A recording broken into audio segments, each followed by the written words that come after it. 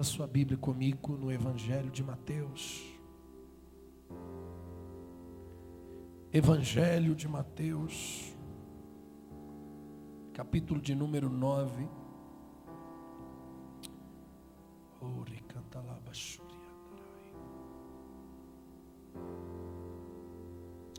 Mateus capítulo 9, versículo de número 16. De clastoria lastorokia andaraia. Naragastorokia andaragasoria andaragai. Fique à vontade, Pai. Evangelho de Mateus capítulo 9, versículo 16 diz assim: ninguém deita remendo de pano novo em veste velha, porque semelhante remendo rompe a veste e faz a maior rotura. Nem se deita vinho novo em odres velhos. Aliás, rompe-se os odres e entorna-se o vinho, e os odres estragam-se. Mas deita-se vinho novo em odres novos, e assim ambos são conservados. Eu vou repetir. Mas deita-se vinho novo em odres novos, e assim ambos são conservados. Amém? Pode se assentar, querido, dando glória ao nome de Jesus. Glória a Deus. Irmãos, para nós falarmos de justiça, para nós falarmos de Sedacar, nós precisamos falar do caráter de Deus. Porque Deus é bom, em todo tempo a Bíblia diz que Deus é bom. E o que nos faz justos é a justiça de Deus. A Bíblia diz que ninguém pode dizer que não tem pecado, porque se disser que não tem pecado, está pecando, está mentindo, porque todos pecaram e todos foram destituídos da glória de Deus. Então não há ninguém que seja bom. O próprio Senhor Jesus disse: vós homens, sendo maus, sabem dar boas dádivas aos vossos filhos. Jesus deixou bem claro que os homens são maus. Ninguém pode ser bom por si próprio. Ninguém pode ser justo por si próprio. Ninguém pode fazer justiça por si próprio. Não há ninguém que possa, por mérito pessoal, alcançar alguma justiça. Para nós nos tornarmos justos, nós precisamos da justiça de Deus. E para nós vivermos esse Sedacar aqui dentro de nós, como foi pregado esta semana, para que faça parte do nosso coração, para que a justiça de Deus não seja uma regra que nós temos que seguir. Não, está escrito aqui, perdoar, está escrito aqui, fazer o bem quem me faz o mal. Peraí, eu tenho que acompanhar essa regra. Está escrito aqui que eu tenho que dar o dízimo, eu tenho que dar a minha oferta. Está escrito aqui que eu tenho que fazer isso, que eu tenho que fazer aquilo. E nós vamos seguindo as regras porque elas estão contidas nos livros. Na verdade, Deus quer que essas leis estejam escritas na tábua de carne do meu coração. Ou seja, que ela faça parte do meu sensorial, que ela faça parte do meu instinto. Do meu instinto do meu caráter, que ela faça parte do meu respirar, da minha forma de vida. Que não seja uma apostila em que nós devemos seguir as regras. A religião faz isso. O reino governa. O reino de Deus exerce governo sobre a sua vida. Por isso que João Batista, quando profetizava a vida de Jesus, ele dizia: é chegado o reino de Deus, arrependei-vos.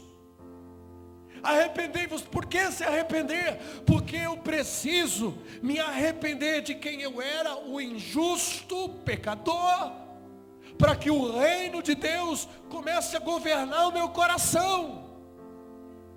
para que o caráter de Deus, porque é isso que acontece quando vem o reino de Deus, com ele o caráter de Deus, com ele os princípios de Deus, eles começam a governar. Mas esse governo não é por imposição.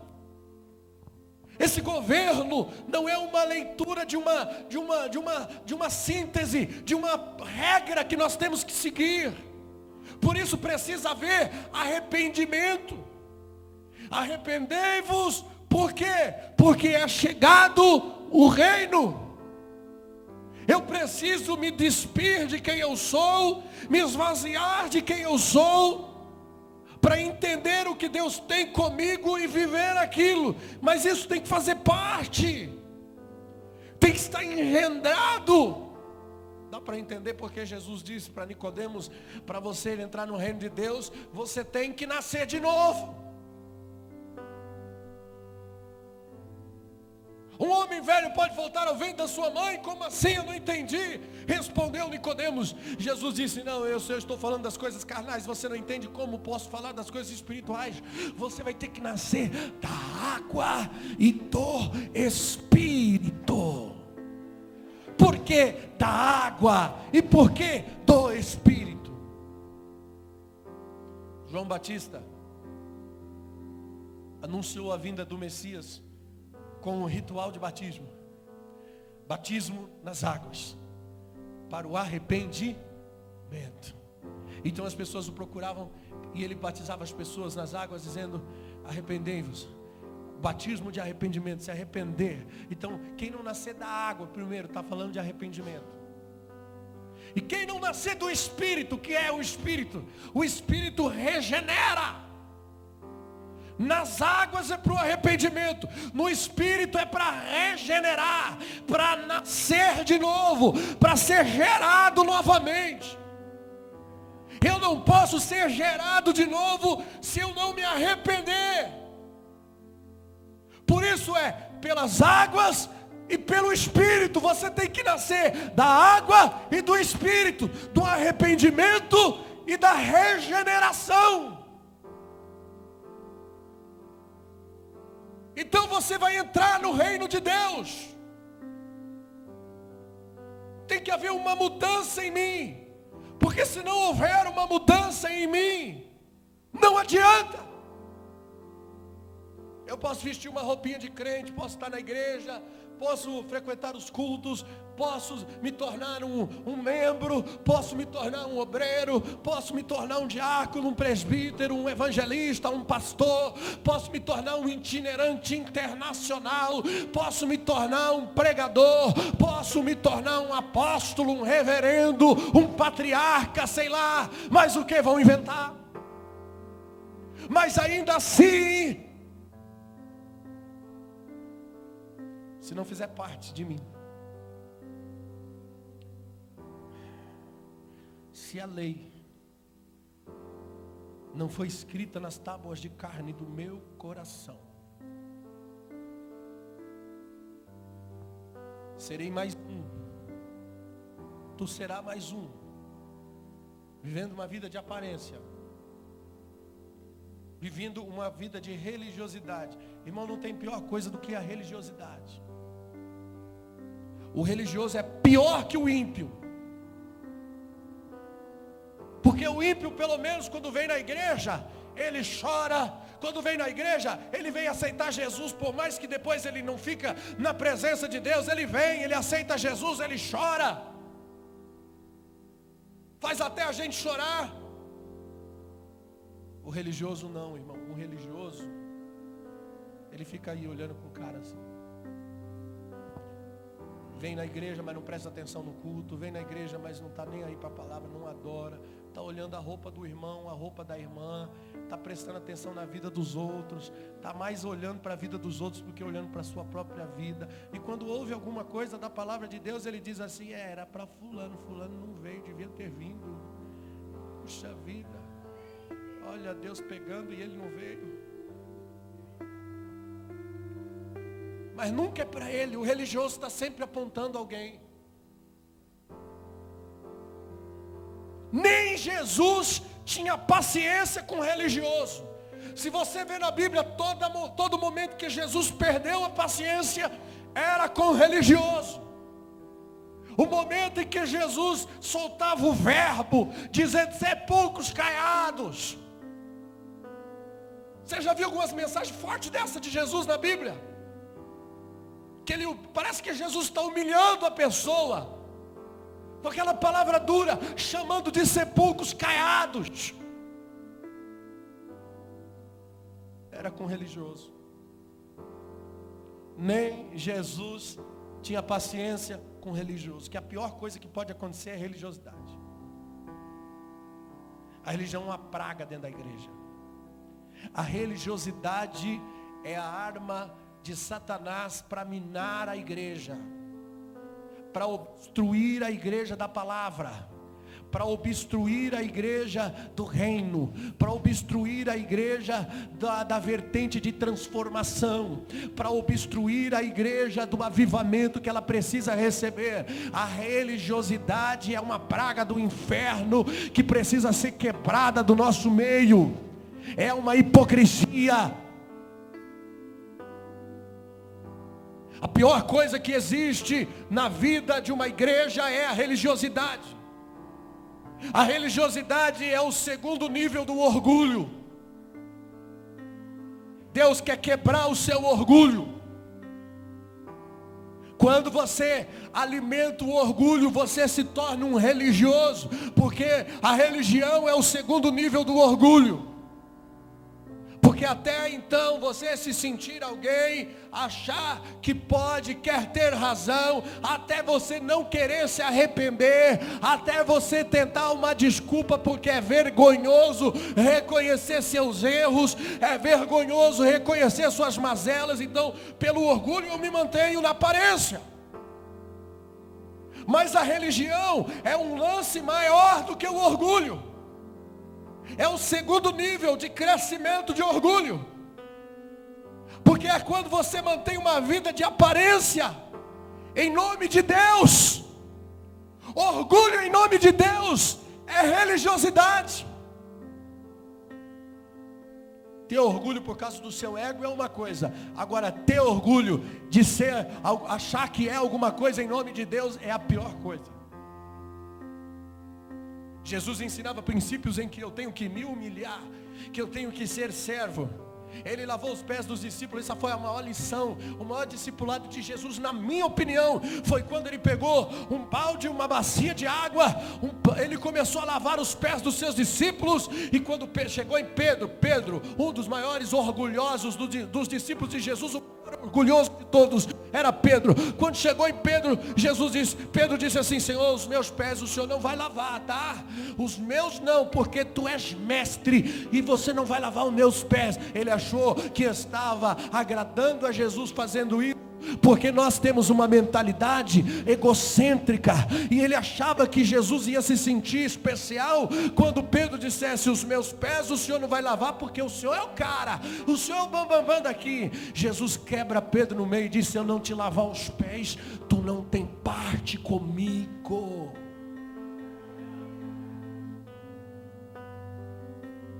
Aí foi quando ele disse: lava então o corpo inteiro. Mas Jesus deu um ensinamento. Viste, sou mestre e vos lavei os pés. Faça isso. Lavem os pés uns dos outros. O maior seja como o menor. O que governa, olha isso, o que governa seja como quem serve.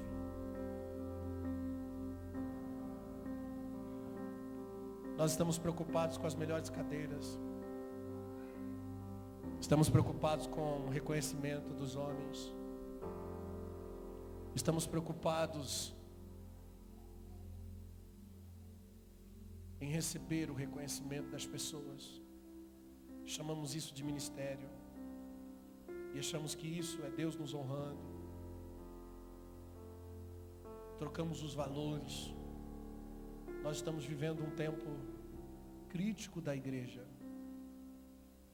Pastor David Wilkerson dizia: Se você se converteu há 20 anos atrás, você corre o risco de não saber nada da Bíblia. Porque inverteram-se os valores. Em nome do crescimento, inverteram os valores. Para ter mais gente na igreja, nós invertemos os valores. E começamos a pregar aquilo que as pessoas querem ouvir, para atrair a massa, porque a igreja se tornou uma empresa, não mais um corpo vivo. E a meta agora é o crescimento numérico, é o crescimento estrutural, é quantas igrejas eu posso abrir. A meta agora é ser reconhecido, e em nome do reconhecimento nós nos tornamos político que agrada todo mundo, político que busca votos. Nós estamos atrás de votos, queremos votos, somos líderes buscando votos, buscando reconhecimento. Por isso, irmão, uma das coisas que precisa morrer é o orgulho pessoal. O orgulho pessoal precisa ser morto na sua vida, para que você possa exercer um ministério sustentável na presença de Deus. Enquanto as suas vontades, os seus desejos, enquanto os seus anseios pessoais, aquilo que massageia o seu ego, que lhe torna bem, não, você não tem que se sentir bem, você tem que se sentir cumprindo a tarefa, você tem que sentir o alívio da justiça, o alívio da verdade na sua vida. Mesmo que isso custe a sua reputação, mesmo que isto custe uma igreja menor, uma igreja com poucas pessoas, mesmo que isso custe um ministério que não aparece na mídia, contanto que o que você faça seja justiça, contanto que o que impera no seu coração, o que flui de você é justo, é puro, é amável, é verdadeiro, não tem culpa, não tem mancha, não tem mácula, não tem nenhuma coisa que possa desagradar ao Senhor, mas seja irrepreensível diante dele em amor. Porque é essa igreja que Jesus vem buscar. O que Jesus está dizendo aqui em Mateus 9 é isso. Ninguém pode deitar remendo novo em pano velho, porque vai romper. Ninguém pode colocar vinho novo em odre velho, porque não vai suportar. Nós temos que mudar o odre para receber o vinho novo. O odre tem que estar preparado para receber um avivamento.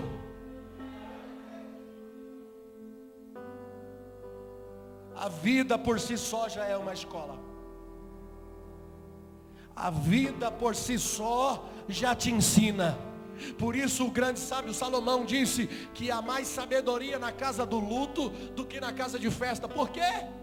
Porque quando termina, irmão, quando chegamos no fim, que nós podemos olhar para trás e reconhecer, falar, isso aqui eu acertei, isso aqui eu errei, isso aqui não foi bom para mim, eu passei a minha escola da vida assim, e aí eu sei discernir o que é e o que não é. No fim da vida nós chegamos à maturidade.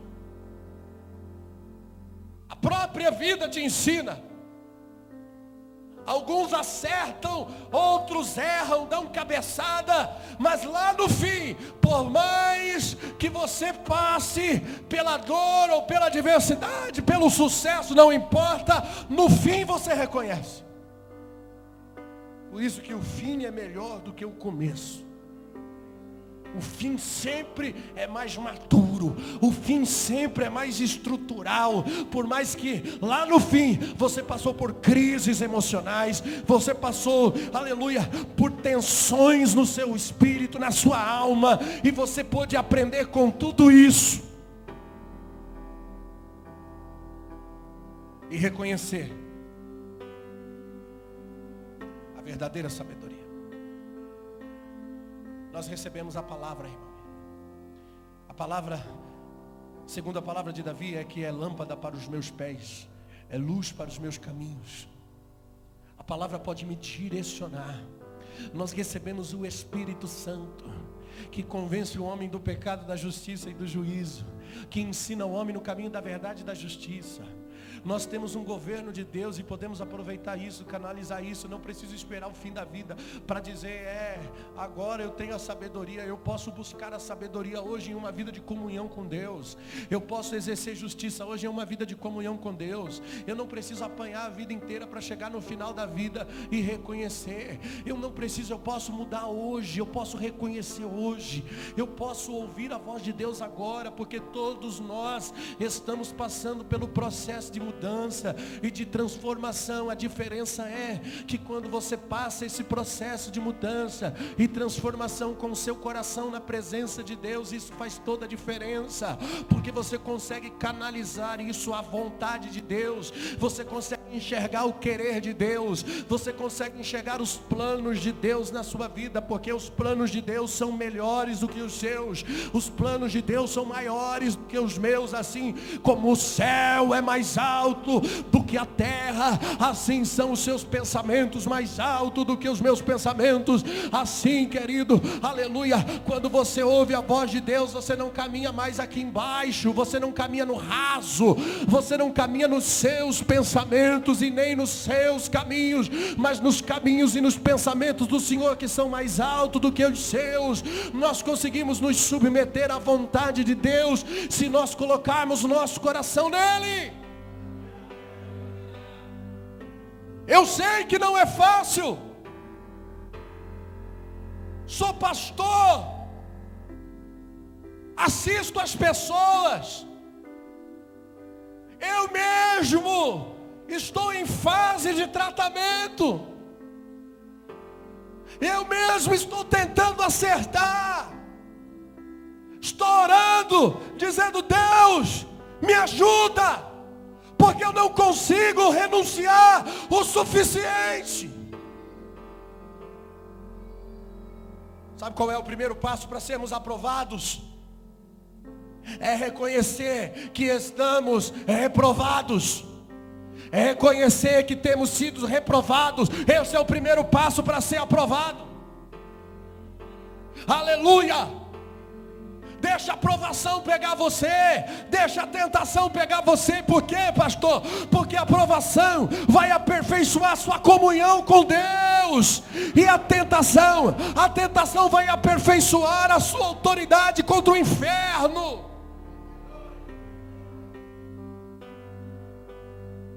Se você tem comunhão com Deus, você resiste à tentação do diabo. A aprovação e a tentação estão ligadas, faz parte de um conjunto de tratamento, de aperfeiçoamento de Deus na minha vida. Por isso a Bíblia diz: resistir ao diabo, ele fugirá de vós. Tentação, chegai-vos a Deus, e ele vos chegará a vós outros. Aqui isso acontece na provação. Uma está ligada à outra. Jesus morreu por você na cruz, mas Ele morreu para que você vença. Ele zerou a tua dívida. Na cruz Ele pagou o débito. Ele zerou a tua dívida para dizer: agora você pode ser um guerreiro, agora você pode lutar, agora você pode fazer por si próprio. Por isso que a Bíblia diz, irmãos, que quem comete pecado, conhecendo a verdade, já não há mais sacrifício. A Bíblia chama de pecado voluntário. Ele pagou o preço, mas agora eu tenho responsabilidade. Eu tenho tzedakah. Eu tenho responsabilidade de fazer justiça. Eu tenho responsabilidade de viver justiça, de expressar justiça. Ele venceu para mim vencer. Porque antes de Jesus vencer, eu não podia nem guerrear. Eu não tinha nem direitos de guerrear. Mas quando Ele zera a minha dívida, foi aberto o véu se rasgou. Eu posso entrar no templo. Eu posso entrar no Santo dos Santos. Eu posso ter acesso à presença. Eu posso ter acesso à comunhão pelo Espírito de Deus que foi liberado. Por isso Jesus disse: eu preciso ir para a cruz, porque se eu não for para a cruz, o Consolador não virá. Aleluia. Foi me dado, foi aberto. Eu fui selado com o Espírito da promessa. Eu recebi dele a autoridade para viver isso. E eu tenho a responsabilidade de ir lá e viver isso. Chega da gente ficar mendigando oração. Ai, irmão, olha por mim, põe a mão aqui. Não, querido, entra. Você tem autoridade, você tem que entrar. Chega de nós pastores ficarmos pregando as pessoas que nós vamos resolver os problemas. Nós não vamos resolver nada. Quem vai resolver são elas. Elas precisam de uma coisa: a faca e o queijo, mas quem vai cortar, quem vai comer são elas, não somos nós. Eles precisam da vara, da isca. Quem vai pescar o peixe são as pessoas. A minha obrigação é dar a você a vara e a isca, mas quem vai fazer é você. Porque enquanto nós ficarmos garantidos, dizendo: traz aqui que eu vou orar, e se Deus não fizer, não, irmão, vamos orar. Ore você. Chega da gente ficar, escreve o pedido, põe aqui que eu vou levar para você no monte. Eu vou no monte. Não, vamos todos. As pessoas não oram mais, porque nós acostumamos elas maus.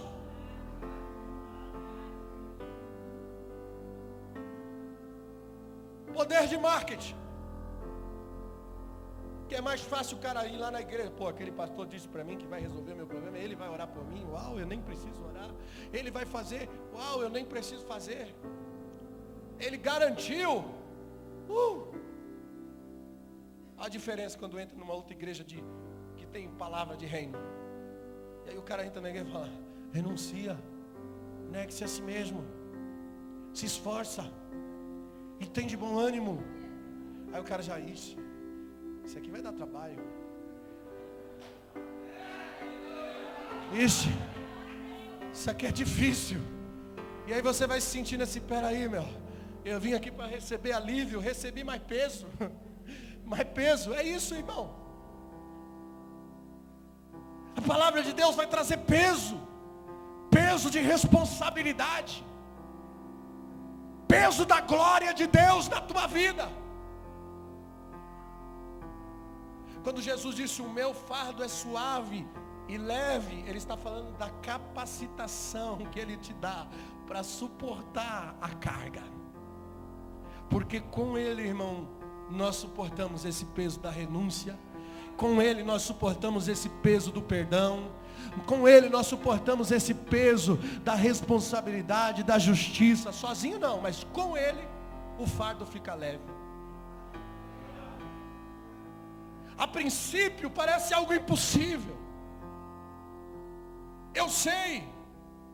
Eu também entro em paradoxo. Porque o que eu estou pregando a você me confronta. É o que eu recebo do Senhor. Eu fico em parafuso, eu digo: Deus, eu não sou capaz. Eu não vou conseguir. Eu vou para a oração pedir para Deus me matar, porque eu não consigo morrer. Eu vou dormir com peso de angústia no peito,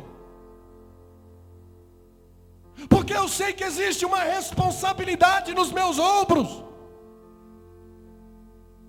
que eu preciso entender para viver, para executar o chamado, para cumprir o tzedaká, a justiça de Deus na minha vida. Nós ouvimos aqui no primeiro dia. Nós temos pouco tempo, irmão. Nós só recebemos uma vida para desfrutar, uma vida para desfrutar a comunhão, para desfrutar o relacionamento. Na eternidade nós vamos desfrutar dos testemunhos. Na eternidade nós vamos desfrutar daquilo que nós vivemos aqui. Nós vamos viver a sombra de todo o testemunho de vida que nós vivemos aqui com Deus. Estamos nos preparando aqui para ir para a eternidade. E lá na eternidade nós vamos andar com o pai Abraão. Vamos andar com Jesus, com todos, para contar as nossas histórias, para viver as nossas experiências. A Bíblia diz que chegará o dia em que estaremos diante do grande tribunal, para prestar conta do que tivermos feito, bem ou mal. Sabe o que isso significa? Que o bem também será contado no tribunal. O nosso testemunho será exposto no tribunal. Nós vamos viver uma eternidade. Eu acredito nisso. Adorando a Deus, desfrutando de tudo que Deus fez. Nós vamos ter história para contar, irmãos. A nossa vida aqui é um preparatório para a eternidade. A nossa vida aqui é o que vai definir você para a eternidade. Então nós só temos essa parcela de vida que nos foi dada, e precisamos aproveitar cada minuto, cada instante. Eu não posso perder tempo com aquilo que não edifica o reino de Deus. Eu preciso me preocupar com uma única coisa: olhar para Ele e entender o que vem dEle, porque tudo é por Ele, para Ele são feitas todas as coisas, e eu não posso achar que eu tenho que viver o meu mundinho. Eu nasci para Ele, porque por Ele, para Ele são todas as coisas. Será se o que eu estou fazendo por Ele é por Ele? Será se o que eu estou vivendo é para Ele, é por Ele? Será se a minha vida é dEle, é por Ele, é para Ele? Se o meu ministério glorifica Ele, exalta Ele? Se o que eu estou pregando é verdade, não só na minha boca, mas é verdade na minha vida? Será se eu sou dEle, por Ele, para Ele?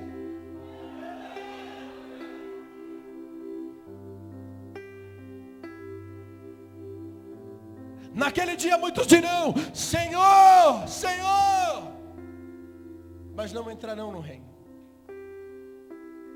E alguns tentarão questionar: mas eu preguei em teu nome, fiz milagres, expulsei demônios em teu nome, lembra?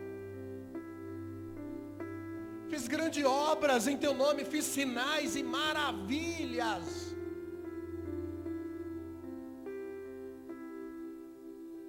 Hoje, se algum profeta efetuar um sinal de maravilha, irmão, ele é adorado. Verdade.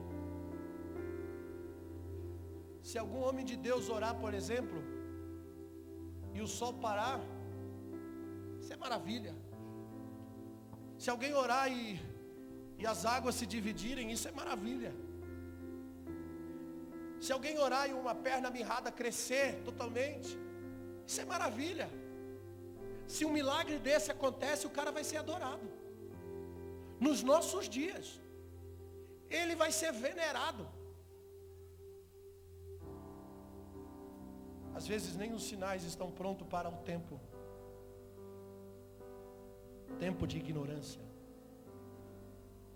Retém os milagres.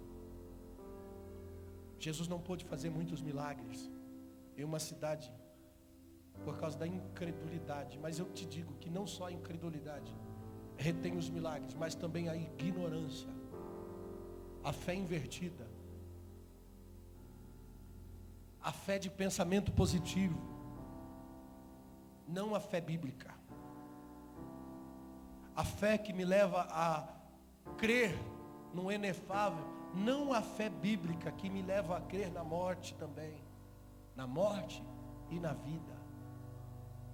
A fé bíblica diz que Deus tem um propósito tanto na morte quanto na vida, tanto na enfermidade quanto na saúde, tanto na dor quanto no alívio. Deus tem um propósito para cada adversidade, para cada situação. A fé bíblica me faz passar pela dor dizendo: louvado seja o nome do Senhor. O Senhor me deu, o Senhor tomou, louvado seja o nome do Senhor. A fé dos dias de hoje não.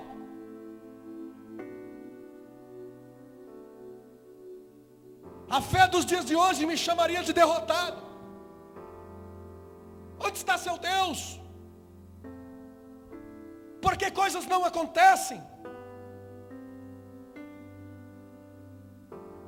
Você acha mesmo que Deus está preocupado com milagres? Você acha mesmo que Deus quer fazer um reality show? Esse não é o propósito. É só você olhar para Jesus na Bíblia, você vai ver que havia momentos que ele curava e dizia: não entre na aldeia. Se mostre só o sacerdote, não fale nada a ninguém. Havia momentos que Jesus pedia segredo, que ele não queria que os milagres fossem divulgados. Havia momentos que ele divulgava o milagre, que ele mostrava o poder de Deus. Mas cada momento tinha um propósito, porque ele trabalha segundo a intenção dos nossos corações. E quando as coisas vão se perdendo do controle, é necessário parar e sentar e discipular. Era o que Jesus fazia. Pedro, na porta da igreja Formosa, quando ele pregou ao paralítico, ele disse: levanta e anda. O paralítico pediu moeda, ele disse: eu não tenho dinheiro. Primeiro, não tem nada, irmão, estou na prova, mas eu tenho uma coisa: levanta e anda em nome de Jesus. E o cara levantou, glorificando a Deus. Pedro já estava indo embora. O Espírito Santo, depois você lê o texto, o Espírito Santo falou: volta lá e prega toda a palavra desta vida. Ou seja, ensina princípios de vida, porque eles não precisam só de milagres. O paralítico entrou no templo glorificando, pulando, saltando, glorificando, dizendo: uau, quem te curou? Ah, foi o Pedro, foi aquele homem ali. E aí Pedro já estava indo embora, quando o Senhor mandou ele voltar, falava: vai lá e ensina, porque ficou uma coisa distorcida lá atrás. Aí quando Pedro volta, ele diz assim: irmãos, por que estão olhando para mim como se eu tivesse feito esse paralítico andar? Sou homem sujeito às mesmas paixões que você. Quem fez o paralítico andar foi Jesus, a quem vós crucificaste. Ainda confrontou ainda. Vocês crucificaram ele. Ele fez o paralítico andar.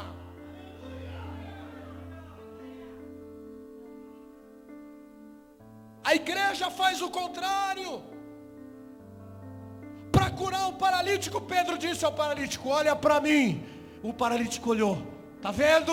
Não tenho ouro nem prata, mas eu tenho uma coisa. Tá olhando? Tá vendo? Levanta e anda. O cara levantou. Quando todo mundo começou a glorificar Pedro pelo milagre, ele disse: irmãos, não olhem para mim como se eu tivesse feito esse paralítico andar.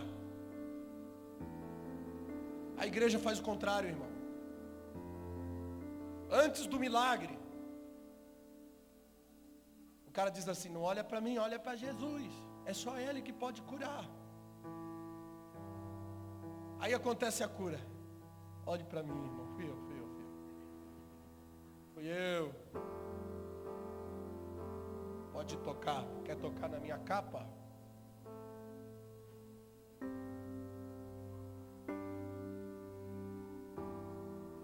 Aí todo mundo quer tocar. Aí o cara entra, tem que bater palma.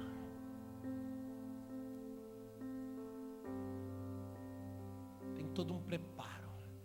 Irmãos, está entrando o reverendo fulano, ciclano, beltrano. Vamos aplaudir pela vida dele. Aí o cara vai entrando com segurança, com tudo, e todo mundo aplaudindo.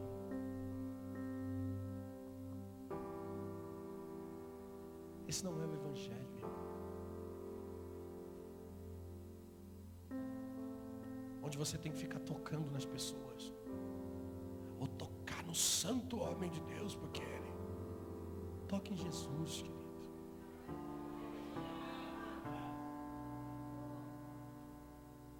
Somos homens. Todos são homens. Você nem sabe, às vezes o cara sai da igreja, vai direto para casa com diarreia, doido para sentar na privada.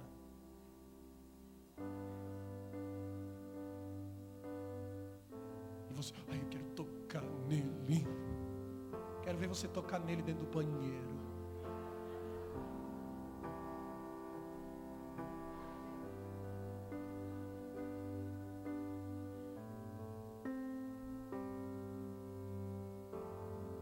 Precisamos mudar a mentalidade de igreja. Jesus morreu na cruz para mim vencer, para você vencer. A Bíblia diz que todo sacerdote se apresentava dia após dia para oferecer sacrifício, e muitas das vezes os mesmos sacrifícios que nunca podiam tirar o pecado, mas Jesus, havendo se oferecido uma única vez, ele riscou os pecados de toda a humanidade, irmãos, para todos sempre. Por isso ele está sentado à direita de Deus, e dali por diante esperando até que todos os seus inimigos sejam postos por escabelo dos seus pés. Agora, quem é que vai colocar os inimigos por escabelo dos seus pés? Se Jesus foi para a cruz para dar vida a quem não tem vida, se Jesus foi para a cruz para riscar a cédula de dívida, se ele foi para a cruz para riscar toda a sua cota de pecado e dizer para você, agora você vai e produz. Quando ele se assenta no trono, ele está dizendo, agora eu estou esperando os inimigos serem colocados debaixo dos meus pés. Quem tem que colocar o inimigo debaixo dos pés dele é a igreja que foi purificada. Somos nós que fomos perdoados e recebemos agora uma cota de responsabilidade, um tzedaká que precisa ser escrito nas tábuas de carne do seu coração, e com a sua atitude, com a sua vida, aleluia, você vai pôr o diabo debaixo dos pés. O que me traz à memória, quando Paulo não, quando aqueles homens que não têm um nome na Bíblia, estavam tentando expulsar demônios, e os demônios diziam a ele, eu sei quem é Jesus, e também sei quem é Paulo, mas vocês eu não sei quem são, e pau neles, eles apanharam dos demônios. Sabe o que é incrível? Que até o demônio citar o nome de Jesus, aleluia, é Jesus mesmo. Mas o demônio citar o nome de Paulo, eu sei quem é Jesus e sei quem é Paulo, colocou Paulo na escala. Um homem que não andou com Jesus, um homem que se converteu após a ressurreição, um homem que matou crente, um homem que assinou carta de morte, consentiu na morte de Estevão, um cara sanguinário, que se converteu, que se tornou, na minha opinião, um dos maiores apóstolos que mais produziu no reino. O demônio olha e fala assim, eu sei quem é Paulo. Irmão, não tem o maior privilégio do mundo de você ser citado pelos demônios, ser reconhecido pelo inferno. O inferno citar o teu nome, esse cara, porque quando Paulo chegava, criava pavor no inferno, criava pânico nos demônios, pela sua vida, pela sua conduta com Deus. Por isso quem tem que pôr os demônios debaixo dos seus pés somos nós, igreja de Jesus Cristo. Aleluia, não é quando cai um endemoniado você correr para a porta. Aí chamam quem? Não, é você. A não ser. A não ser que aí você fala, eu vou não. Vou não, porque tá tudo mascarado aqui. Vai que ele fala tudo.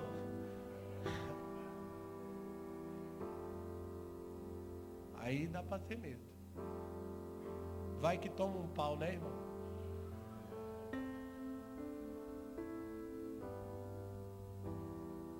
Mas se a conduta está em Deus, se o coração, eu não estou falando de ser perfeito, que não tem perfeito.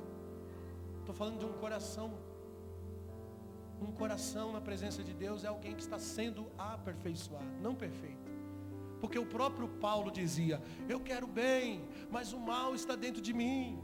O próprio Paulo dizia, Quando quero fazer o bem, eu não faço, mas o mal que não quero, que sempre faço. Ele entende. Existe o querer e existe o fazer. Ele diz, eu quero, mas não consigo fazer. Toda vez que eu vou fazer o bem, eu faço o mal que não quero. Por isso ninguém consegue por si próprio. Quando Paulo está falando isso, tem duas leis guerreando no meu entendimento, a lei de Deus e a lei do meu próprio entendimento. Por isso, quando consisto em fazer o bem, não faço, porque o mal está dentro de mim. E toda vez que tento fazer o bem, o mal que está dentro de mim se manifesta. Paulo está falando da sua humanidade, não da sua espiritualidade. Porque o mesmo Paulo disse que o Senhor Jesus Cristo, que nos capacitou, e que não somos capazes por nós mesmos, mas pelo sangue da nova aliança. O mesmo Paulo fala de uma capacitação espiritual. Aqui ele está falando da sua humanidade, do seu limite humano. Você nunca vai conseguir por si próprio. Você nunca vai vencer pela sua humanidade. Você vai ter que relutar a vida inteira contra si mesmo.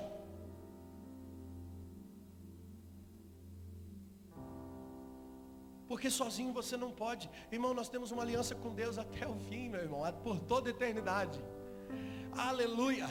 Quando é que eu sou aperfeiçoado? Quanto mais me aproximo de Deus, quanto mais me relaciono com Deus, quanto mais eu ando com Deus, quanto mais intimidade com Deus, quanto mais relacionamento com Deus, quanto mais cresce a minha comunhão com Deus. Enoque andava com Deus e foi transladado. Quanto mais você caminha com Deus, mais cresce a tua maturidade, mais cresce o teu entendimento, mais cresce a condição de Deus em você, mais cresce o caráter de Deus em você.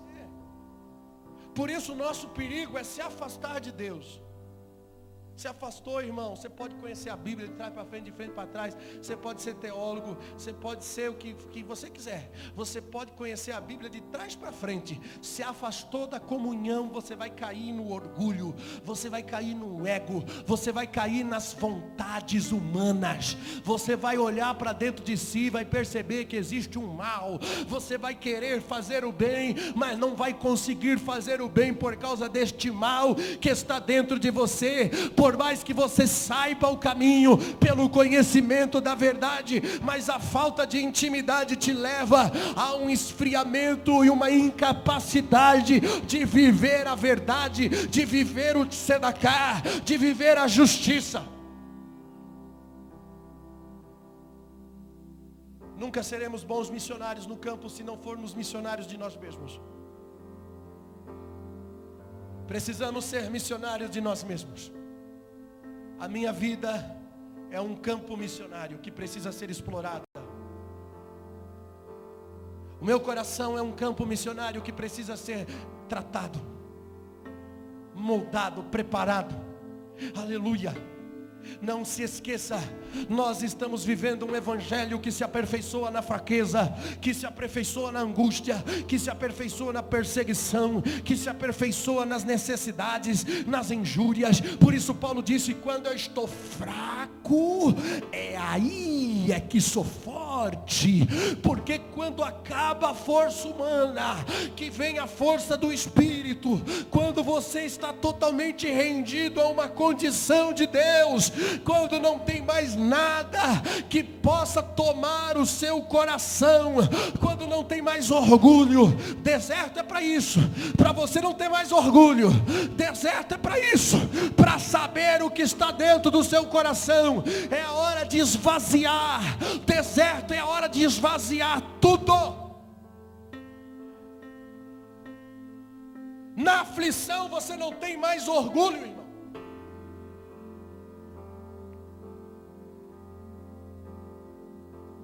Você não tem mais querer, não tem mais frescura. A gente dá a cesta básica para as pessoas aqui na igreja que precisam. Uma vez uma irmã, ai pastor, eu posso escolher? Aí eu falei, pode irmã, escolhe. E aí começou a escolher, ai esse arroz eu não faço. Tem que ser o tio João. É mesmo? Oh, meu Deus, ainda tem muito orgulho aí. Está passando necessidade e ainda está cheio de orgulho. Vai passar mais. Porque quando não tiver mais orgulho, é quando você olhar para o que foi e falar, glória a Deus por isso aqui, Jesus. Você vai pegar a farofa e o arroz. E se Deus for bom com você, ainda vai ter uns olhos sobrando. Vai ter um ovo frito. E você vai dizer, glória ao nome de Jesus. Porque até aqui Ele tem me sustentado. Não tem mais orgulho. Não tem mais orgulho sobrando. E ser feliz com aquilo que Deus está te dando. Isso aí é para tratar o seu coração, para moldar você.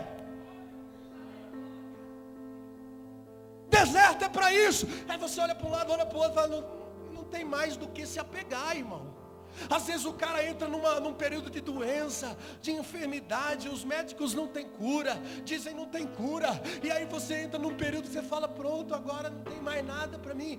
Talvez antes era um orgulhoso, talvez antes era alguém prepotente, talvez antes era alguém, irmão, que não podia lidar com relacionamento, que não perdoa, que não ama, mas parece que a dor nos leva a uma fragilidade, e aí você não se agarra em mais nada, porque não tem mais força humana. É quando o coração se quebranta, e a gente aceita tudo que vem de Deus com amor, e a gente chora dizendo, oh Deus, a tua presença é tão boa.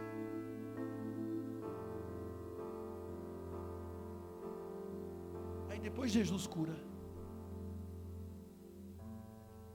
E aquela experiência tratou você para nunca mais ser quem você era antes. Por isso que aquilo que não te mata, te deixará mais forte. Aleluia. As coisas espirituais se discernem espiritualmente, querido. Eu preciso estar com os meus olhos no céu, entendendo, observando que tudo tem um propósito. Espera aí, se eu estou passando por isso, tem um propósito, eu preciso aprender. Porque ou você está crucificado com Cristo, renuncia, mostra isso com a sua vida, com as suas atitudes, ou você está crucificando Jesus de novo, com a sua falta de fé, com mau testemunho. A igreja fala muito de unção e pouco de caráter. Nós falamos muito de vinho e falamos pouco de odre. Aleluia. Levítico 6,13 diz que o fogo arderá sobre o altar e não se apagará. Falamos muito de fogo e falamos pouco de altar. Para ter fogo tem que ter altar. Fogo sem altar é um perigo, porque ou a unção levanta você, ou a unção vai matar você. O caráter refinado é o tipo de odre que vai sustentar o vinho novo. Se o caráter não for refinado, se o odre não está preparado, vai entornar o vinho. Quer um exemplo? Saul foi vítima da própria unção. Se você ler a Bíblia, no começo da vida de Saul, ele era cheio do Espírito Santo, ele profetizava, ele era um homem de Deus. Olhe para a Bíblia, você vai ver que ele tinha visões e profecias, mas não tinha altar. Foi vítima da própria unção, porque o odre velho foi destruído pela unção nova. Aleluia. E esse é o perigo do avivamento nos nossos dias. Muito fogo, muita unção e nenhum caráter. Esse é o perigo do avivamento nos nossos dias.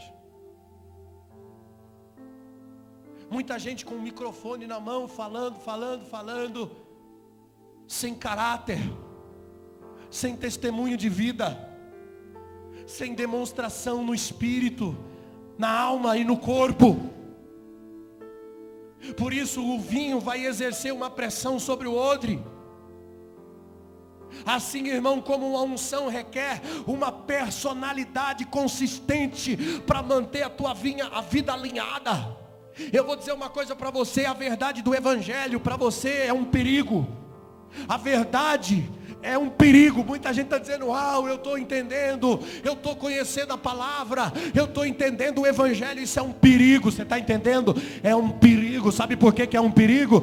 Porque isso é vinho novo. Agora a pergunta é: você está preparado? O outro está pronto? O vaso está pronto para a verdade? Porque a minha preocupação agora é comigo. Quem mais é dado, mais lhe será cobrado. Vai vir tratamento, vai vir cobrança. E a minha oração é que o odre entorne, que o odre rompa mesmo. Recebe vinho novo. Se o odre estiver velho, entorna. Se for necessário vir o escândalo, é necessário que os escândalos venham, é necessário que haja exposição, é necessário que haja dor, irmão, se prepare, porque Deus vai tratar muitos homens de Deus. Você vai pensar assim: Deus está derrubando muita gente. Está derrubando e está levantando. Ao tempo que está derrubando, também está levantando. O juízo de Deus virá. Esse é o ano da balança, é o ano da justiça, é o tempo de Deus tratar os homens e as mulheres de Deus que estão sobre a face da terra, que se perderam por alguma coisa, que saíram da proposta, que saíram do propósito de Deus e precisam retornar. Então Deus vai entornar o vinho de muita gente, para que ele possa voltar e reconhecer: eu preciso de um odre novo que sustente esta unção que está sendo derramada.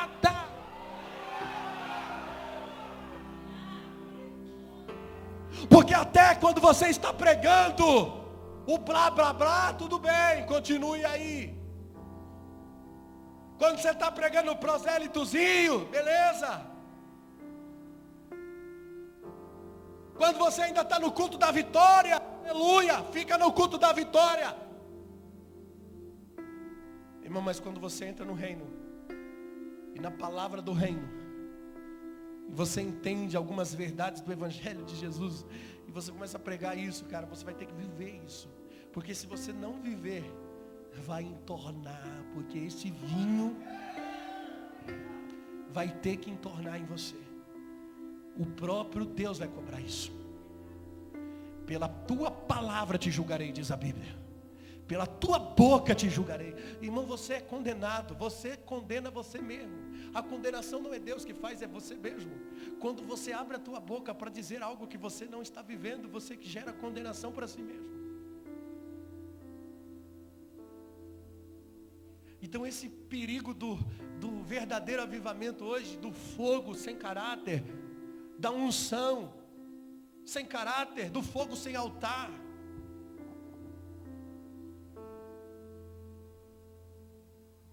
Deus vai começar a pegar você. Deus vai começar a tratar você até que a palavra que sai da sua boca condiza com odre. Condiz com odre, com vinho. O vinho e o odre tem que estar pronto. Porque na hora que fermentar, irmão, você tem que estar pronto ali para segurar o fermento. Aleluia. Glória a Deus. Davi dizia no Salmo 119: No versículo 81 ele dizia: desfalece a minha alma, esperando pela tua salvação, mas eu espero na tua palavra. Davi está passando por um momento turbulento na sua vida. Eu acredito que ele está pagando o preço por todos os seus pecados, por todos os seus erros que ele acometeu na sua vida. Davi vai para o altar buscar conserto, e ele diz assim: os meus olhos desfalecem pela tua palavra. Mas dizia: até quando, Senhor, tu me consolarás? E ele diz: pois estou como o odre na fumaça, contudo não me esqueço dos teus estatutos. Sabe o que Davi está dizendo aqui no versículo 83? Estou como o odre na fumaça. Ele está dizendo: eu estou sendo refeito, eu estou sendo refeito de novo. Irmão, glória a Deus. Mesmo no tratamento, eu quero te dizer, não se esqueça da promessa. Está na prova, está na dor, está sendo tratado, lembra da promessa: eu não posso sair do meu lugar, porque existe uma palavra de Deus para mim. Fica na palavra, fica na promessa. Eu errei, eu falhei, mas escute, a palavra de Deus não volta vazia. Deus ainda tem a mesma palavra para você. O arrependimento, querido, aleluia. O pecado e o inferno estão casados, a não ser que o arrependimento anuncie o divórcio. O arrependimento te separa do pecado. Se há arrependimento, fica, deixa Deus tratar você na fumaça, deixa Deus tratar você, fazer de você um odre novo, preparando você para o vinho que Ele tem para derramar. Aleluia, glória a Deus. Não, querido, Deus não se esqueceu, porque Ele não tem amnésia. O odre precisa passar pela fumaça para perder o cheiro da carniça. O odre é feito assim, irmão. O couro de um animal é arrancado, ele é colocado no sol, depois ele é batido. Pega-se o couro do animal e bate-se com ele, bate-se até ele criar elasticidade. Depois ele é colocado na fumaça e fica defumando, para perder o cheiro de carne, o cheiro de carniça que está nele. Esse é o processo. Colocado no sol, batido. Você não está entendendo por que você está sendo batido. É para criar elasticidade. Deixa bater, deixa falar mal, deixa te criticar, te apontar, te julgar. Isso é obra de Deus. Quando um homem do outro lado do rio, chamado Simei, apontava Davi dizendo: homem de sangue, homem de... Absalão tinha acabado de tomar o trono, e Davi subindo o Monte das Oliveiras chorando em lágrimas. Davi estava arrependido de todos os seus erros, mas Simei do outro lado do rio amaldiçoava Davi dizendo: maldito, homem de sangue, maldito. Abissai, servo fiel de Davi, falou: Davi, deixa eu matar ele. Davi disse: não, foi Deus que mandou. Davi reconhece que a maldição lançada por Simei veio de Deus. E Simei pegava pedras e atirava em Davi. Davi falou: deixa.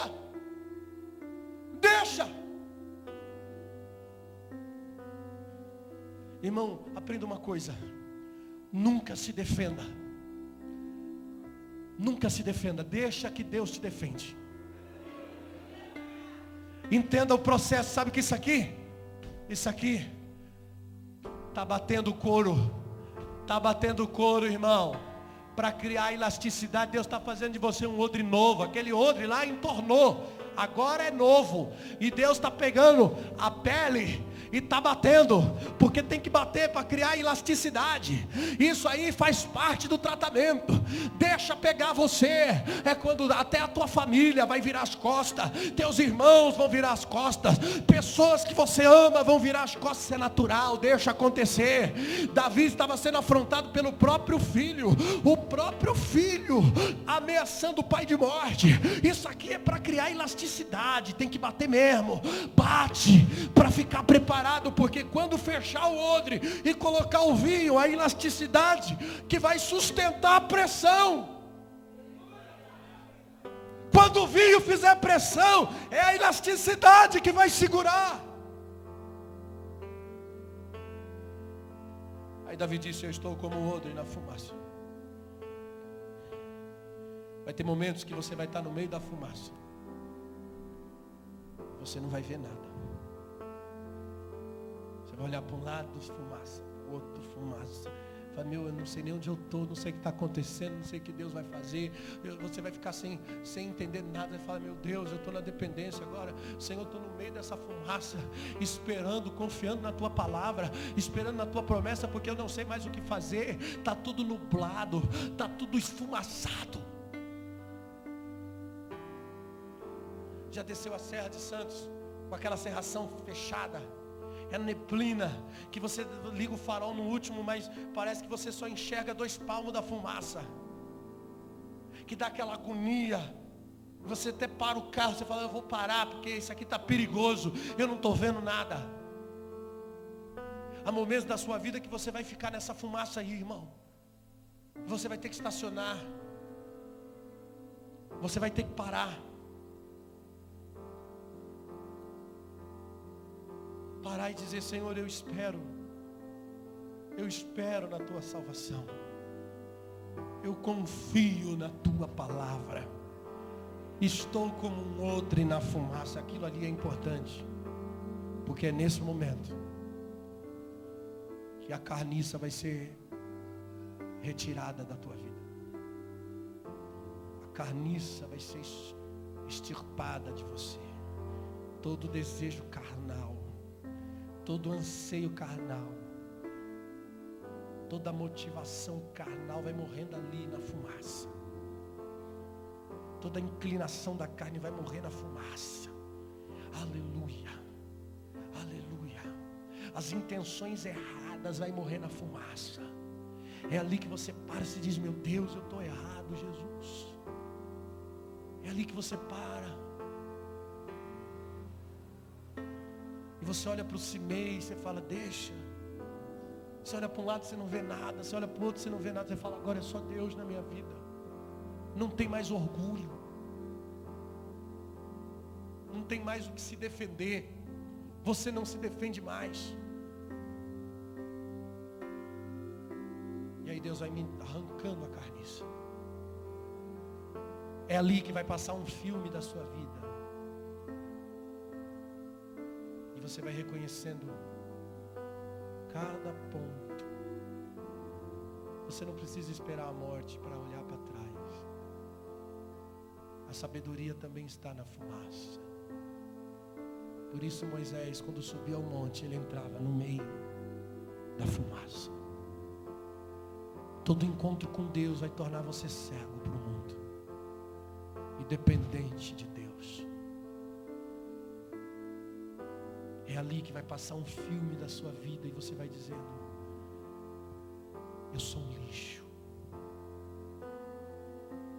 eu não sou nada. Você vai reconhecer cada lugar da sua vida. Quando não tiver mais carniça, quando não tiver mais cheiro de carniça, aquele cheiro ruim, podre em você, porque é isso que o orgulho cheira, é isso que a hipocrisia cheira, carniça. Quando não tiver mais hipocrisia, não tiver mais orgulho em você, Deus vai pegar você, irmão, vai encher de azeite, de vinho novo. Agora Ele está preparado para o vinho novo. Deus vai derramar o seu vinho novo. E quando você abrir a tua boca, você será a boca de Deus. a palavra será viva na sua boca. Você não será uma letra morta, você será uma carta viva. A tua palavra será viva, porque ela vai fluir do seu interior. A unção vai fluir de você, de dentro de você, de alguém que foi tratado, que foi moldado, alguém que foi batido, alguém que perdeu o cheiro da carniça, alguém que foi costurado pelas mãos de Deus, alguém que recebeu vinho novo, e porque tem vinho novo pode alimentar as nações, porque tem vinho novo pode tocar as nações da terra, com o seu vinho novo, com a sua unção, com a palavra viva e eficaz, que vai tocar as nações com o seu testemunho, sua maneira de andar, de ser. Você vai tocar a sua vida, vai tocar a vida de muitos. Primeiro vai começar em você e depois através de você. Preste atenção, Deus está fazendo em você, para fazer através de você. Não saia do lugar de tratamento de Deus, aleluia. Chega, irmão, a igreja não pode mais cheirar carne, chega de sensualidade na igreja. Às vezes as pessoas se olham, se cobiçam, se desejam, depois pulam, dançam, chamam isso de avivamento. Chega, chega. Salmo 42:1 diz que a corça suspira pelas águas. Vá para o rio de Deus. Toda corça, quando ela suspirava pelas águas, ela estava fugindo do predador. Por isso ela ia para as águas, porque nas águas ela fugia do predador. Fuja do predador, fuja do pecado, foge do embaraço que tão de perto nos rodeia, e corra para a carreira que nos está proposta. Não, pastor, eu tenho um problema aqui. Não, é pecado. Não chame de problema o que é pecado. Pecado é pecado, problema é outra coisa.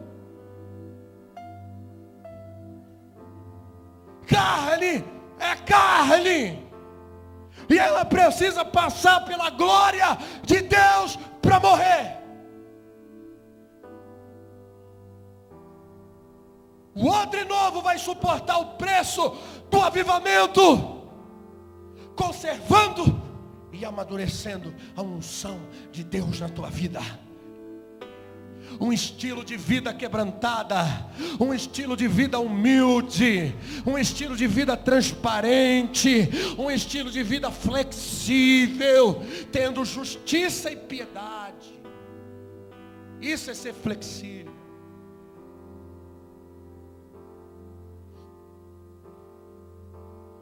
Eu também já fui justiceiro.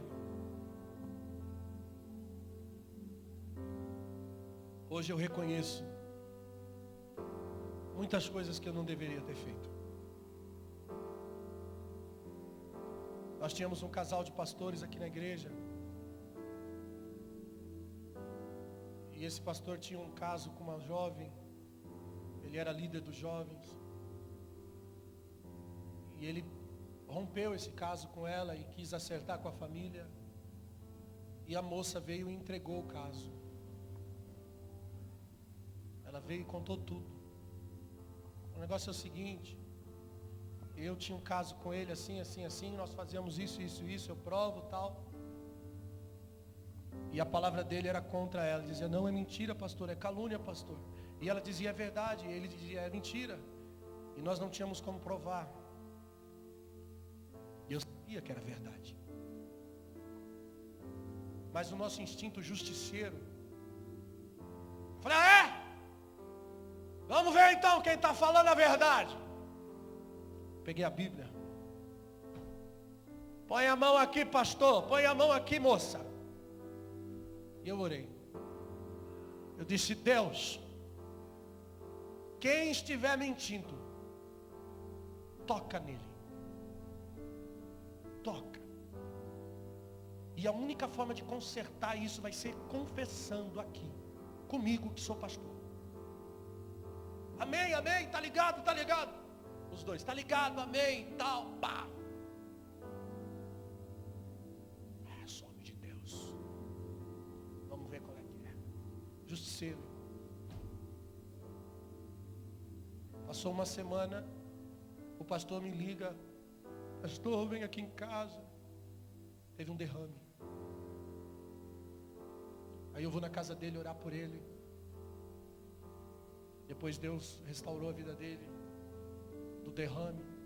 Mas ele confessou, falou: é verdade, eu errei, isso. Amém. Você pode até dizer: uau, mas por que o senhor fez errado? Por que eu fiz errado? Porque aquela vida nunca mais voltou para a igreja, envergonhada. Aquele pastor nunca mais pisou os pés aqui dentro. E eu poderia ter sentado com ele em amor, dito: varão, eu sei que é verdade, fica tranquilo, estou aqui para te ajudar, te amo. Você sempre vai ser meu amigo, não importa. Seus erros, seus defeitos, nós vamos te ajudar. E ganhá-lo no amor, mas eu quis ser justiceiro.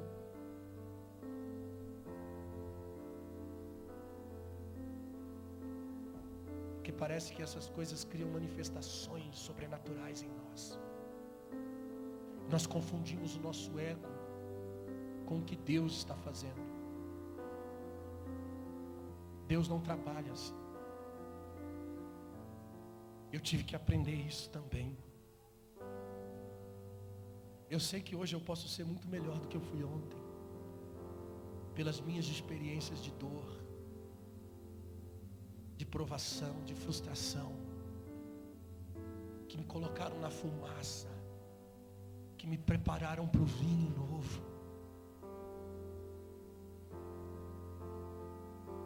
Aceite o que Deus tem para você. Deixa a glória de Deus preparar você para o avivamento. Vai para a fumaça. Vá para o meio da fumaça, deixa ficar nublado. Aí você vai dizer como Davi: os meus olhos desfalecem, eu não vejo nada, mas espero por tua salvação. Aleluia! Seus olhos podem desfalecer, mas você não vive pelos olhos, você vive por fé.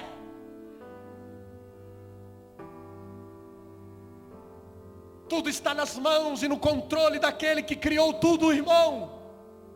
Tudo obedece a Deus, nada sai do seu controle. A terra nunca saiu da sua órbita, porque Deus sustenta tudo e todas as coisas.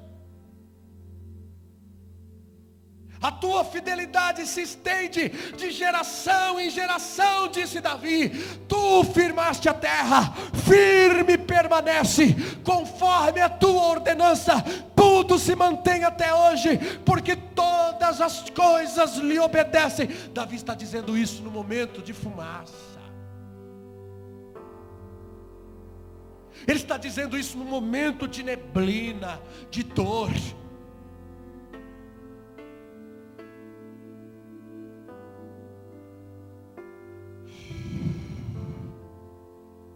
O reino de Deus não virá com aparência visível.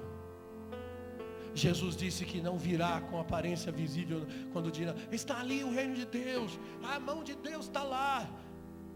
O reino de Deus não virá com aparência visível. Não são as luzes, não é o palco, não é a banda, não é o som, não é o nosso conforto, não é a estrutura. O reino de Deus não virá com aparência visível. Ele está entre vós. Aleluia. Ele está dentro de vós.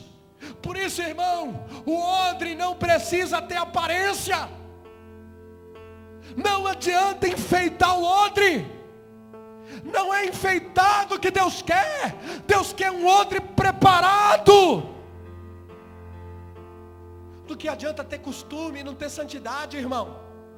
De que adianta ter costume e não ter santidade? De que adianta botar um terninho, uma gravata?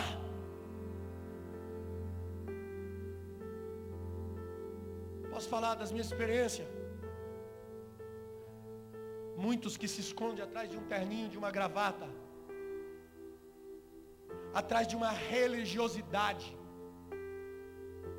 de doutrina. Isso pode, isso não pode. Isso é pecado, irmã, você viu, irmã, é pecado. Misericórdia. são os que estão vivendo a maior podridão da sua vida. Escondido. Não aceite isso na tua vida, irmão. Deixa Deus arrancar a religiosidade que está dentro de você aí, que te faz sentir melhor do que os outros. O dia que você se sentir melhor que os outros, para tudo, você está fora. O dia que você se sentir melhor que alguém é porque você está fora. Você está fora do princípio, está fora do propósito. Você vai cair a qualquer momento e vai ser exposto. Na vida, ou você tem diplomas, ou você tem cicatrizes. O diploma serve para você botar lá no teu escritório, na tua parede, e mostrar o que você aprendeu. As cicatrizes vão mostrar onde você venceu. Muito melhor ter cicatrizes do que ter diplomas. Passa pela escola da vida, aprenda com seus erros. Aprenda com os erros dos outros. Tem dois tipos de pessoas: o sábio e o inteligente. O sábio é aquele que aprende errando. Ele é sábio, ele viu que estava errado, ele diz: eu vou mudar. Ele aprende com seus erros. E o inteligente? O inteligente é aquele que aprende com os erros dos outros. Ele não espera errar. Ele olha para os outros e fala: De alguma forma aprenda, irmão. No versículo 94, Davi disse: sou teu, salva-me, porque tenho buscado os teus preceitos. Salva-me de quem? De quem Davi está pedindo salvação?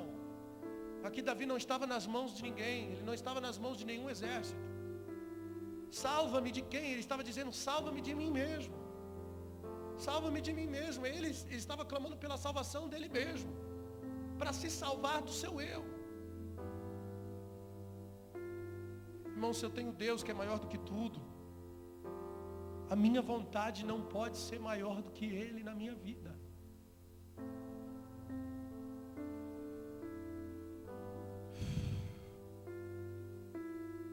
Eu estou num tempo com Deus, que eu tenho dito ao Senhor: eu quero a tua vontade, a tua vontade, a tua vontade. Que eu tenho explorado isso em oração. Eu tenho explorado. Eu tenho explorado de Senhor, eu quero ter convicções. Senhor, eu quero ter sonhos. Senhor, eu quero ter convicções, eu quero ter visões, eu quero ter sonhos sobre a tua vontade, porque eu não quero mais errar. Eu não quero mais decidir nada por mim mesmo. Eu quero a tua vontade, exclusivamente a tua vontade. Você pode viver duas coisas e Deus ainda te abençoar. Você pode viver a sua vontade, a vontade permissiva de Deus. Até quando você reluta contra a vontade de Deus, Deus te abençoa. Deus olha e vai: você quer viver assim mesmo? Tá bom, então eu te abençoo. Tá, amém.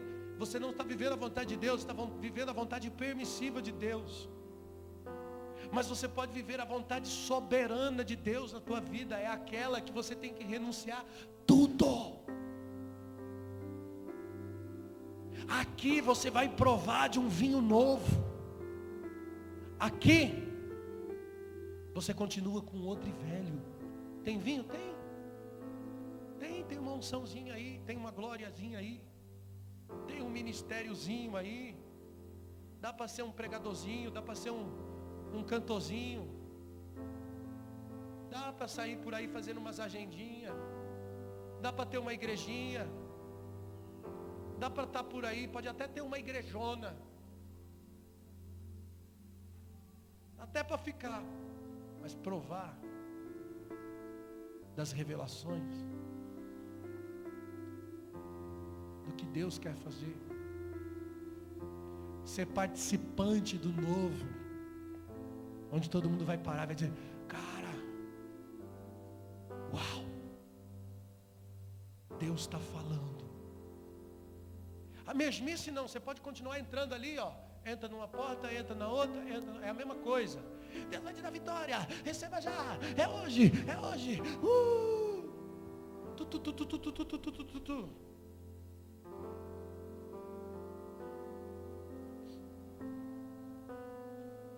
Mas se você quiser viver o novo, você fala: está me desconstruindo e reconstruindo Deus. Você olhar para trás e dizer assim: eu estou 40 anos na obra, e agora eu estou aprendendo, acordei. Participar do vinho novo é isso. Ou então você fica lá atrás. Tem gente que não quer mudar o outro, e por isso quando ouve uma mensagem dessa, não suporta. Não suporta ouvir a verdade do Evangelho. Não fica na igreja. Não, eu vou lá onde tem revelação, raio-x. Eis que vejo algo. Não sei o que é, mas é algo. Vai lá onde dão porta de emprego. Ei, irmão, vejo uma porta de emprego. Ei, irmão, vejo um documento na justiça sendo liberado. Vejo uma honra de Deus. Vejo isso, vejo aquilo. Gente, a gente precisa de profeta de verdade. Profeta que confronte o pecado, que fale a verdade.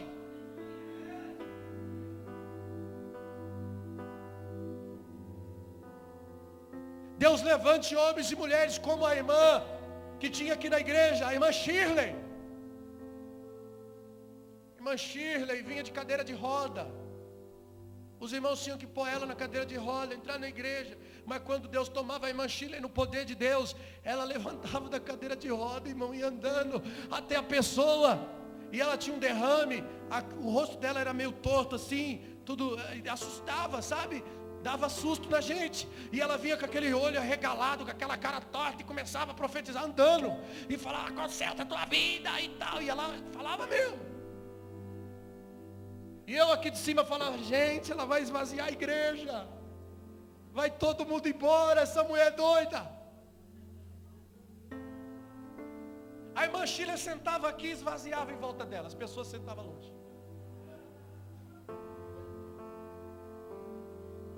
Ela entrava, as pessoas desviavam o caminho, tinha medo.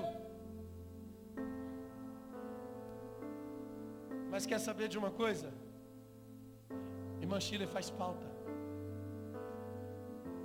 Hoje ela partiu para a eternidade com Deus. Mas faz falta. Eu nunca consegui entender. Eu falei: gente, ela anda. Depois ela senta na cadeira.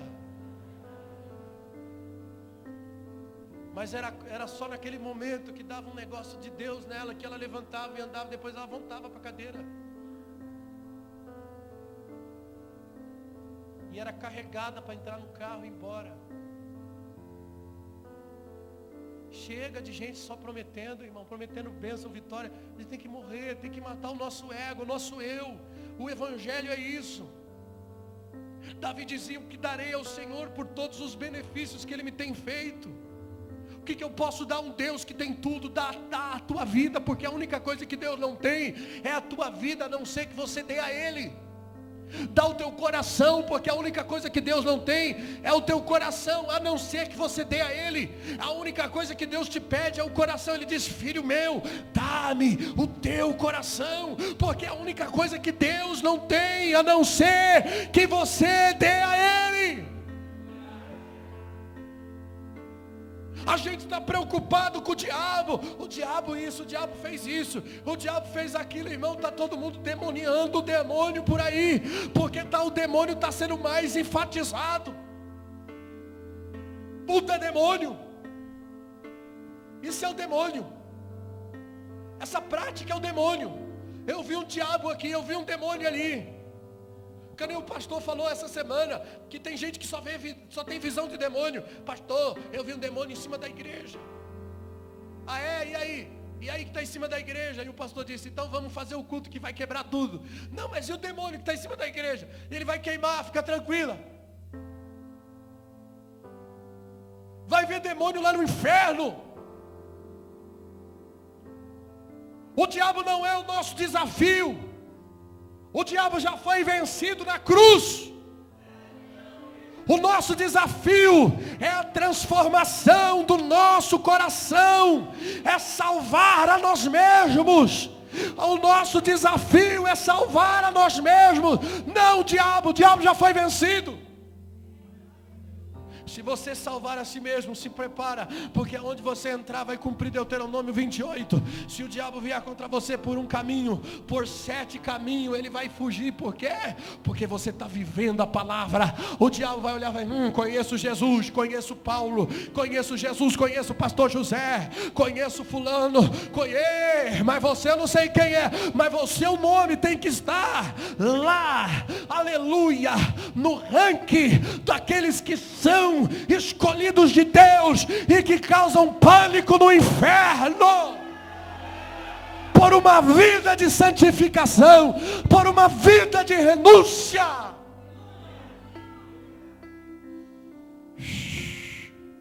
Quantos querem morrer nessa noite? Quantos querem renunciar a si mesmo nessa noite? Quantos estão dispostos, aliás, nessa manhã, aleluia, mas eu já estou profetizando para o culto da noite, porque também vai acontecer isso aqui à noite. Quantos querem nessa manhã se render, aleluia, a uma entrega, ser um odre novo, para receber o vinho novo? Quantos nessa manhã reconhecem de Deus, eu preciso melhorar, eu conheço a verdade, eu preciso, a minha vida precisa condizer com a verdade, eu preciso despertar o Tzedaká, eu preciso despertar a justiça na minha vida, eu preciso de um odre novo, eu preciso ser um odre novo. Quantos estão dispostos? Se prepara, Deus vai pegar você. Está preparado, irmão? A proposta dessa noite é essa, vai sofrer, sofra mesmo. Que pastor, misericórdia, é isso mesmo. Eu não vim aqui prometer salvação, eu não vim aqui prometer alívio, eu não vim aqui prometer bênção, eu vim aqui dizer, tu vai sofrer, vai passar pela mão do oleiro, vai ser amassado, vai ser moldado, vai ser quebrado, vai ser refeito, vai passar pela olaria, vai passar pelo sol, vai ter que ser batido, vai ter que bater para criar elasticidade, vai ser colocado no meio da fumaça, vai ter que ficar na fumaça para perder o cheiro da carnalidade da tua vida. Eu vim aqui para prometer uma coisa para você, você que quer se ajustar com Deus, você que quer se alinhar aos da vontade de Deus, tu vai passar por isso, eu te garanto. Deus, mas vale a pena, irmão, vale a pena dizer, Deus, faça o que tiver que fazer para que eu entenda, faça o que tiver que fazer para que eu enxergue, faça o que eu tiver que fazer para que eu entre no veio profético, para que eu me alinhe ao seu querer, para que eu viva um Tzedaká espontâneo na minha vida. Marca, Senhor, a tua lei, escreve no meu coração. É isso que nós desejamos nessa manhã. Oh, aleluia. Fica de pé comigo. Rabasto. Aracandoroquiala. Labadarachevia. Urabacanturabashaio. Andaraga subrianda, andere calabalaba xeriandaraio. Fecha os teus olhos aí e fale com Deus. Dê uma resposta para essa palavra nessa manhã. Dê uma resposta para essa palavra nessa manhã. De cantore cantarabia xécia. Nós te adoramos, Pai. Te adoramos, Pai. Nos rendemos ao teu querer, Jesus. Nos humilhamos aos teus pés, Senhor. Nós queremos entrar aqui, Senhor, nesse lugar de rendição, nesse lugar de obediência, nesse lugar de entrega, Pai. Oh, decanta lava subrianda ralamácia. Eu te amo, Jesus. Eu te amo. Tu és mais importante para mim do que qualquer coisa. Eu quero os teus sonhos, Senhor. Eu quero sonhar os teus sonhos. Eu quero sonhar os teus sonhos. Eu quero viver o teu querer. Oh, Deus. Eu quero viver, Senhor, o que aqueles homens viveram. Quero viver o que Pedro viveu, o que Paulo viveu, o que Tiago viveu. Eu me rendo aos teus pés. Me prepara para isso. Tudo que Nos prepare, Senhor, para isso. Pra viver, eu